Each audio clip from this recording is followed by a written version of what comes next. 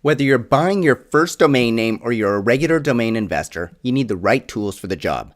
That's why you need domain tools. They can help you research the history of a domain, including who owned it and what used to be on the site. They can notify you when a domain is expiring, and they can even alert you when competitors are buying domains. DomainTools.com needs to be in your toolbox like it is in mine. Sign up for your free account on DomainTools.com today. If you're a domain name investor, don't you have unique legal needs that require technical know-how and industry experience? That's why you need David Westlow of Wiley Rein. If you watched his interview on my show, you know he can clearly explain issues and help you with buy-sell agreements, website content issues, UDRP actions, or even website terms and conditions. David Westlow is the lawyer you call for internet legal issues. See for yourself at newmediaip.com. Managing multiple domain name marketplace and auction site accounts is a pain. We all know it. Inevitably, you forget to sign into one, you lose a great domain. Now imagine using a single, simple-to-use, comprehensive control panel to manage all of your accounts. That's Protrata. With just a few clicks, you can analyze, set filters, automate your bidding, and sell your domains across all major marketplaces, including Namejet, GoDaddy, and Snapdames. You can build out websites using their customized Google-friendly templates. They also just launched a fresh new look and provide some great resources like a personal assistant named Alfred and video tutorials with tips and tricks. I've been beta testing their iPhone app, and it is slick. Get your free 14-day trial now at Protrata.com. Here's your program.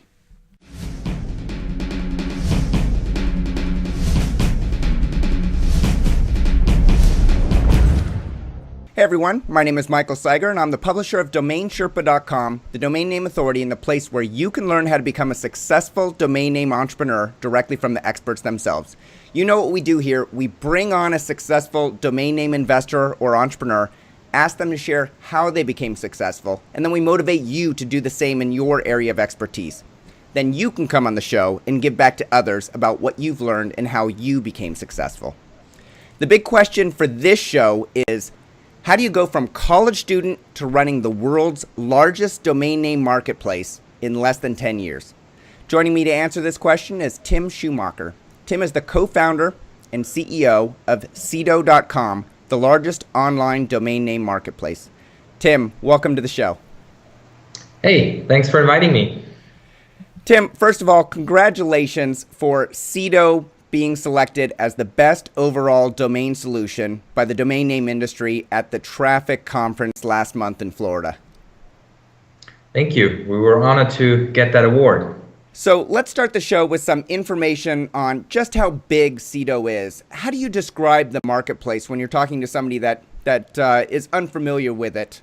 Yeah, so Sedo has about almost 1.5 million users. Some very active, others not that active, obviously. We've got 15 million domains, which are listed. Out of that, a good portion, so about 5 to 6 million are actually parked with us.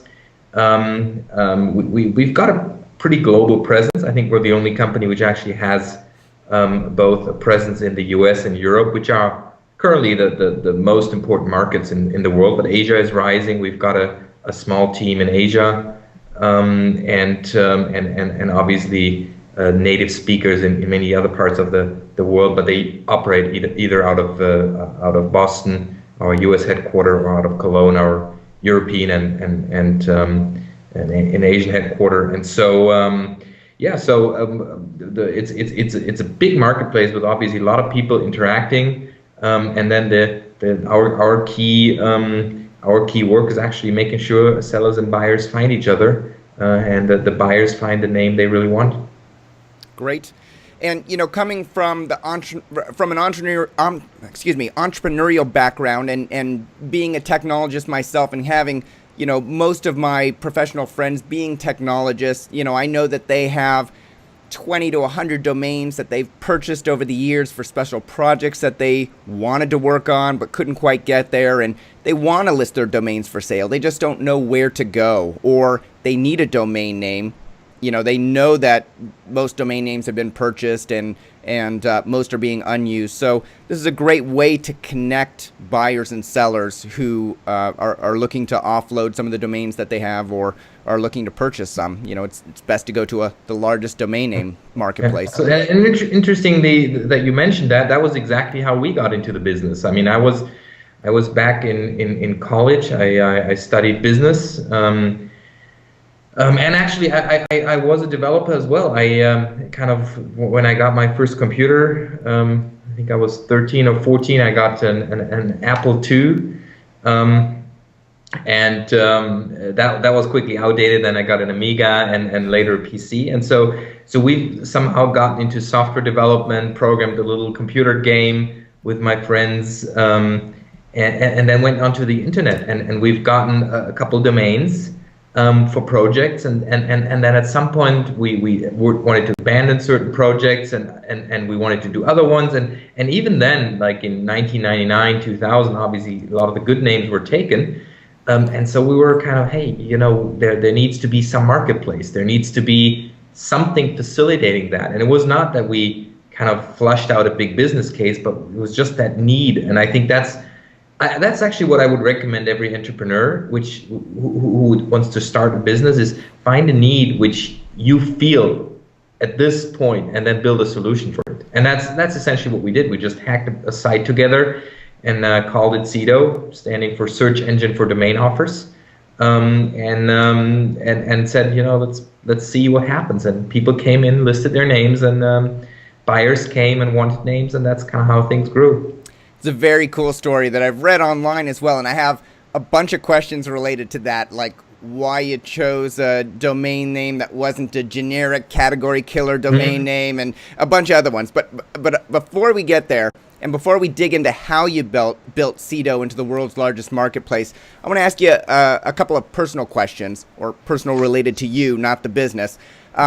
So let me ask you, how many domain names do you personally own, and how do they shake out by TLD? Well, personally, you're going to laugh, but I don't own any domain. You don't own any domains? Not anymore, no. We actually have a rule at Sedo. The rule is customer comes first. And to avoid any conflict of interest, no one from the intern to the board of directors, nobody is allowed to own any domains except for personal use. So, little caveat, I do own two names, my own name, which is fine according to our own internal rules. I own Schumacher.de. It was a fun story too. Michael Schumacher used to own it, and then they let it drop. And so at some point a customer came to, I think that was back in 2005 or 2006, a customer came to me and he got it through an expiring service. And came to me, is like, I just dropped that name, I really need someone to buy it fast because those guys are going to go after me. And well, I do have a legitimate right to own that name. And so I think I bought it for $5,000, $6,000, so a pretty decent price.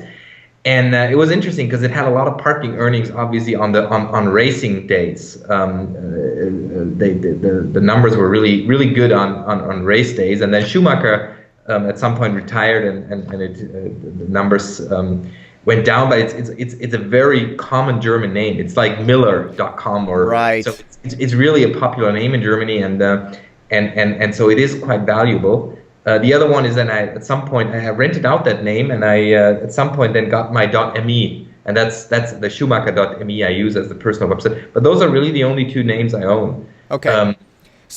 You know that domainers are going to go and look up Schumacher.de, and they're going to go to Whois on Domain Tools, and they're gonna see that it actually says Tim Schumacher owns an additional 61 domain names. How do you resolve the fact that you only own a couple domain names, but Domain Tools lists that you own 60 of them?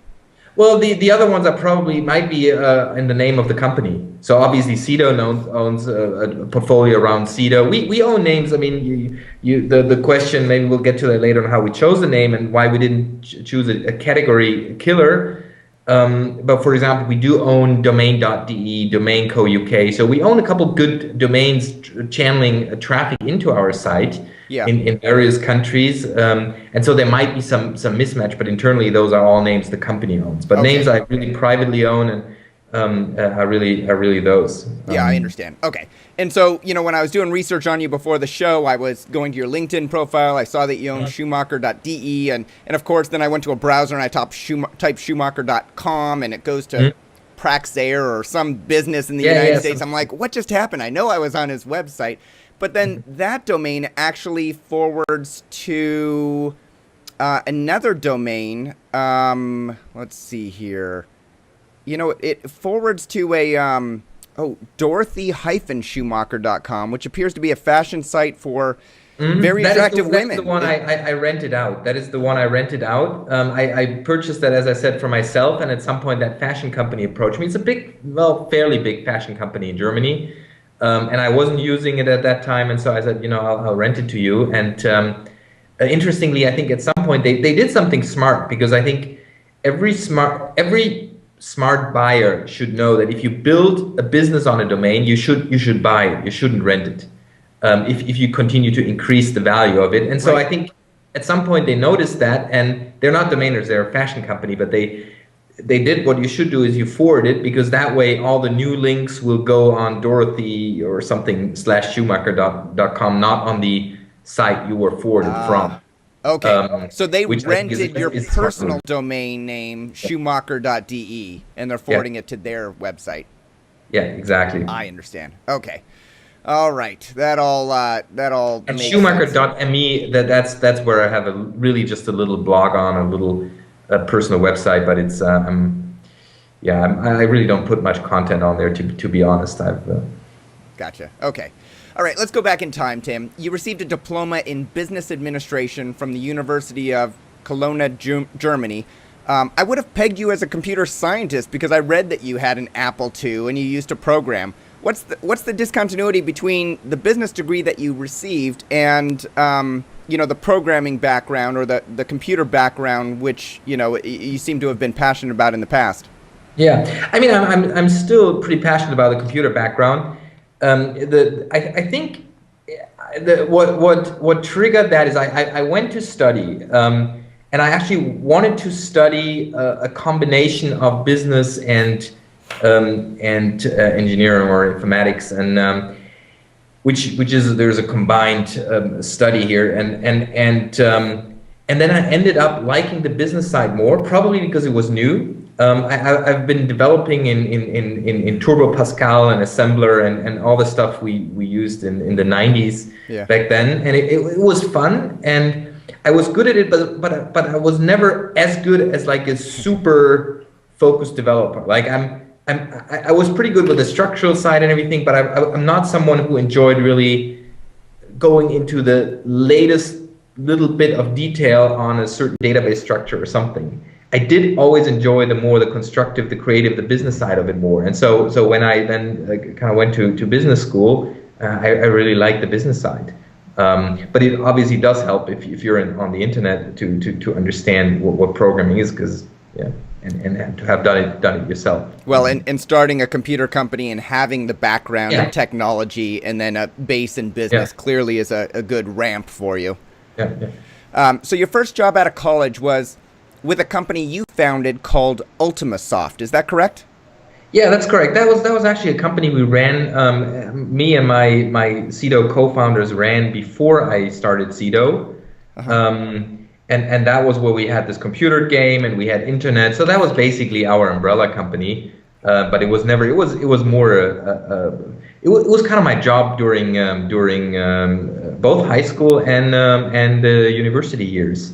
But it was never really a big company. It was more of a Gotcha. So it was an umbrella entity. You whatever you ran money, it came through there.